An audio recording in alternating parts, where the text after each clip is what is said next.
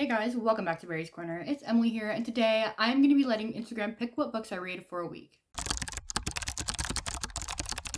I am so excited for this video. I've always wanted to do it. However, I'm a big go with the flow type person, a big mood reader, and so it just never really happened. However, right now I have a large TBR and I want to read all of them. I want to read all the books. So I thought, why not just let Instagram decide what I read? I'm so excited to show you the books, but before I do, please subscribe, comment down below, and like this video. All of my social links are down in the description box below, as well as my Amazon wishlist if you would like to gift me a book. Now let's get on to the video. Okay, so what I did was actually put up some Instagram stories. If you want to be a part of these videos in the future, definitely follow me on there at Barry's Corner. It'll be somewhere on the screen. But I posted 3 different stories on there, and the first one was actually between 2 thrillers. Both of the books that I put on each story had some sort of resemblance or like theme to them. So the first one was thrillers. I'm really trying to get outside of my comfort zone, and if you know my channel or me at all, I really read a lot of adult romance. So thrillers it was, 14 Ways to Die and 5 Total Strangers. I honestly was hoping for 14 Ways to Die to win because my friend Megan is obsessed with this book. She gave it a 5 out of 5 stars and she really wants me to read it. And I also saw that Megan voted for 14 Ways to Die on this poll. However, it didn't win, and 5 Total Strangers won, I think, with 65%. The picture will be up on the screen. 5 Total Strangers, it's about a girl named Mira, and she desperately needs to get home for the holidays, and in her connecting flight, a blizzard cancels her flight. So she meets a girl named Harper on her first flight, and Harper's like, hey, me and 3 friends are actually gonna rent a car and just drive home, and we could just drop you off. And she's like, yeah, sure, that's totally fine. But she quickly realizes that they were not actually friends to begin with, and they're all complete strangers, and things start to go missing. Somebody in the car is clearly lying, and Mira begins to suspect that one of them is sabotaging the trip. I am actually already 100 pages into this book. I was looking at the polls last night, and this one was clearly winning by a lot, and so I was like, okay, let me just start reading it tonight, and oh my gosh, I am genuinely enjoying this book. It is so fast-paced. How the author writes is so simplistic yet so addictive. She writes the tone so well. It is so eerie. The situation, the setting is so eerie, and I can feel the main character's anxiety from the beginning. And it's only been 100 pages, and just non-stop stuff has been happening. And I know you're like, well, you're stuck in a car for this whole entire thing. Guys, so much is happening right now. And also, in between each couple of chapters, there are these like little letters that somebody is writing to Mira, and I'm like, how does this connect to anything that's happening right now? But it's so weird and misplaced. And there's this guy that's like she's seeing along the trip that also has nothing to do with the 5 strangers. So I'm like, who? What? Why? What's going on? I mean, there's only 300 pages exactly in this book, so I'm already a third of the way through, and I cannot wait to read the rest of it. I struggle with thrillers because I've never really given one 5 out of 5 stars, and I also think I'm gonna go to Starbucks and read a little bit, but I'm so excited and I'm genuinely enjoying it.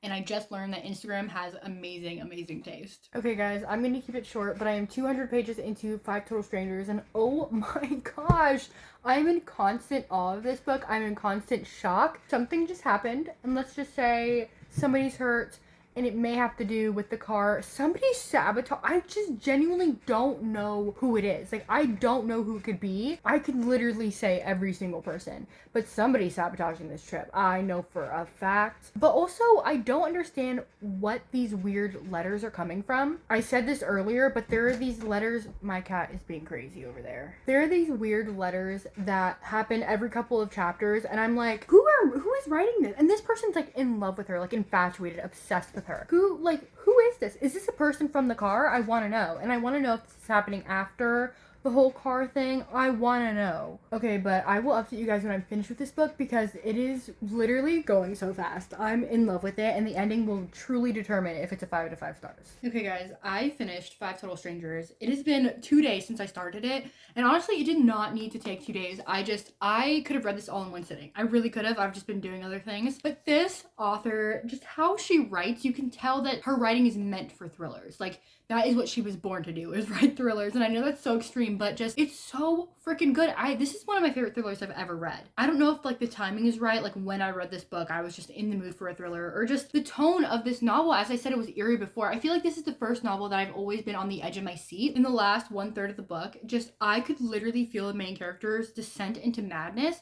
And actually, that was my favorite part of the book, was the main character. I've read other thrillers before where the main character is very morally gray and an unreliable narrator, and I do enjoy some morally gray characters, but not an unreliable narrator in thrillers specifically. In this book, she was so reliable. Like, when she was questioning everybody, I was questioning everybody along with her. But at the same time, what we always knew was true was that she's a good person. Like, no matter what she did, we knew that she was a good person. And I really liked that. Like, in a thriller, when you're questioning everything, I feel like this one thing was grounding the book. And that's what I love. And I understand other thrillers, like, they want everything to be chaos, and that's totally fine. And a lot of people love that, just not me personally. So that really also drove home, like, this being one of my favorite thrillers I've ever read. And just, again, Natalie D. Richards, bro. Like, I think I'm definitely going to be reading other books by her. In the end, I did give it 4.5 out of 5 stars. I did guess who the bad guy was. I guessed who was writing the letters, and honestly, it was fairly obvious. If you read thrillers, I think you'll give this book a 4 stars. Like, I don't think it'll be a 4.5 or anything close to a 5. But overall, Instagram, you did me so right with this book. I literally am in love. Now, the next 2 books that I put up for a poll was Homegoing by Yagi Yasi and American Street by Ibby Zoboy.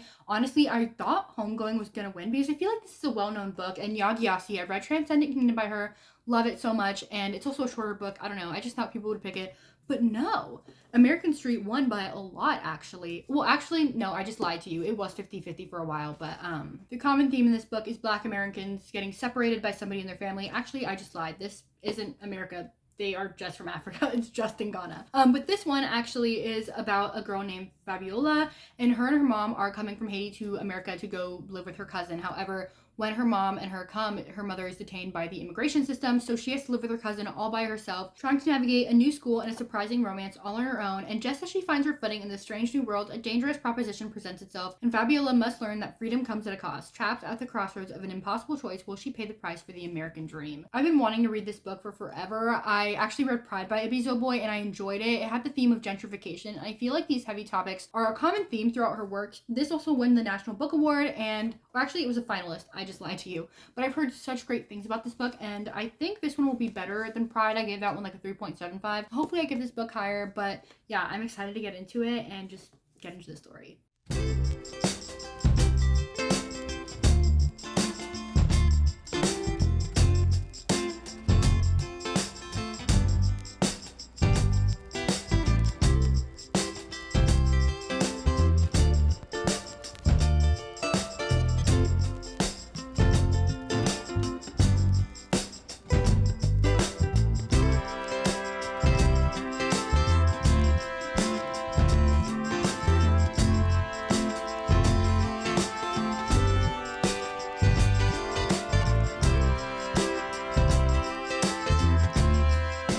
Guys, so it has been a day, maybe 2, and I've binge watched Bridgerton in that time and also watched the Puss in Boots movie, so it's been a good couple of days.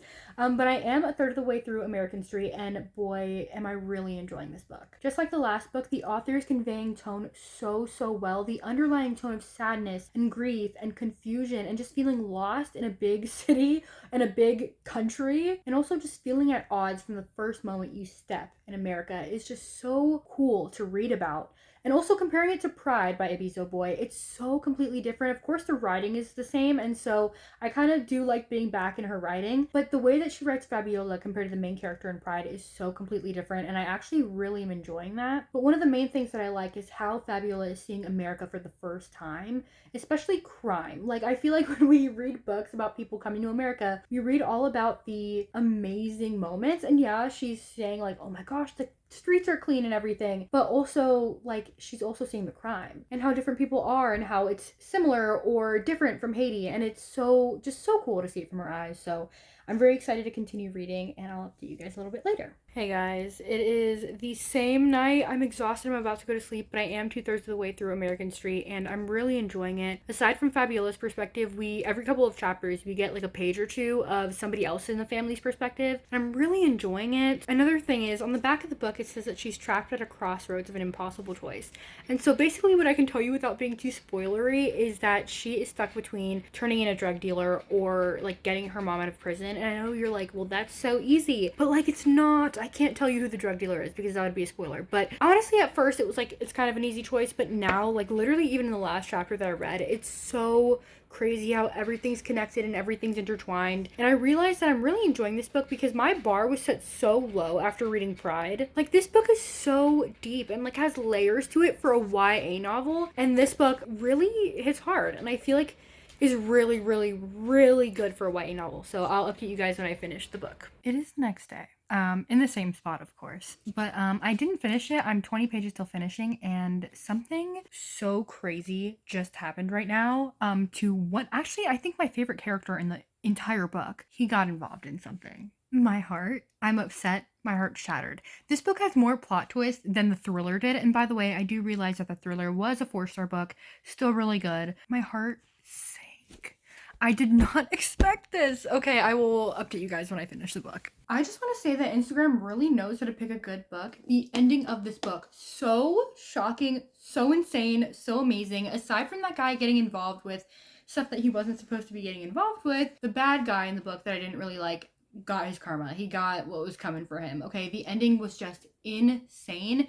And I think I really enjoy this book because this is reality. I grew up in a very large city where crime was very prevalent and drug abuse, and just you can be the kindest and most sweetest person in the world, but you can still get easily mixed up with the wrong people. And this is somebody's everyday. This is somebody's normal. And so I really enjoyed that. I also really enjoyed how personal this felt to Ibby Zoboy. It was such an own voices novel.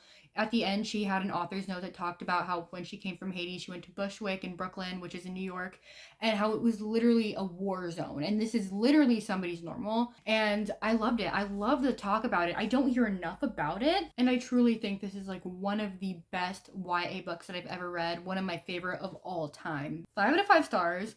Please read it. I'm in love with this book. I think it's like worth everything and more. And I know it's not for everybody, but it's definitely for me. Okay, so the last 2 books that I asked you guys to choose between was The Roughest Draft and The Simple Wild. Both of these are very popular adult romance books, and The Simple Wild one.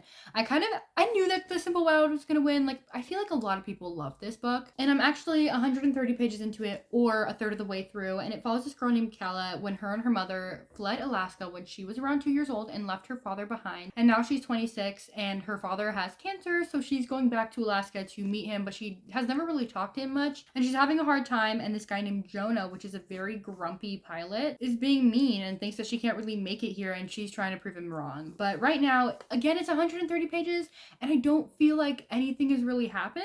This book has definitely been harder to get into than the previous 2 books, but also just other romance books in general. There's a lot of backstory, and I actually enjoy the backstory.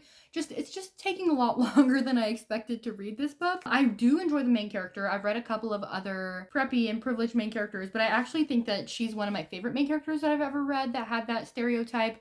Now, Jonah, okay, he is just being a dick. Like, he's so mean. And, like, I know I'll probably love him soon, but, like, when is that coming in? Because he's being so mean to her. And, like, I'm excited to see where it goes. But, dang, Jonah, like, give her a chance. Why are you being so mean? I'm excited to see where this goes. Hopefully, I'll finish it within a day or 2 because the week's up, y'all. I need to get on with this. So, I'm 265 pages into The Simple Wild, aka 2/3 of the way through, and I'm enjoying it. When I say that it's a slow burn, I mean it is a slow burn. There has been no outright flirting, no I like you, you like me moment, no kissing, no anything, which is totally fine. I actually quite enjoy it. I feel like if you have just gotten out of YA and you want to dabble into adult romance or new adult romance, this one is definitely for you. Or if you just want like a cute fade to black, slow burn, not really spicy romance, this is also for you. I find it very endearing. Another thing that I find very endearing is the moments between her and her father. It is so cute and amazing, and I just really like the family aspect. The character development in this book is really what is taking the forefront of this story, and I genuinely love it so much. However, again, it is 265 pages in. Please give me some I like you big outright flirty moment, please.